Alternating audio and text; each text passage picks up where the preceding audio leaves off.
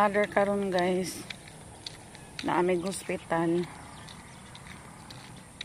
So nakapalit na ko oatmeal ganina guys. Agang napalit kanang ay kuan ay Energin choco di sa ganahan kay tamis.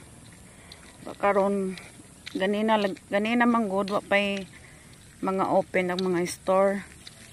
Mga 5:40 siguro kuning ngadto sa sentro wa pay open ang store ba. So karon alas 7 na mobalik ta basig na nay open. Magpalit ta og oatmeal para makapamahaw si mother.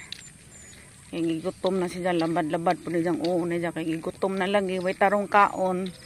Ganina aghang napalit lagi kuan man Energin. Ang baktas ra taon ko guys, gikan didto. Gikan didto. Ngadto pa tao.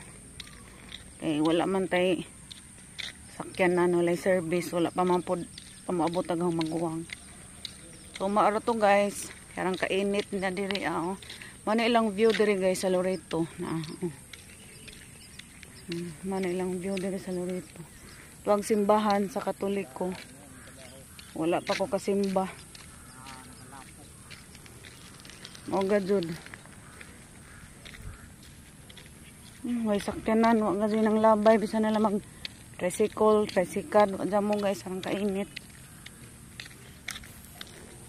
So maaro to guys. Linog na rabapod gabi mga 7:15 gabi guys. October 11 naglinog na pod. Aman ang panahon Lord. Protektahin mi Lord, ayaw mi pasagdi Ginoo. Para nasayod sa tanan. Thank you guys for watching. Ayan, yung church nila guys sa Katoliko. Wata kasimba.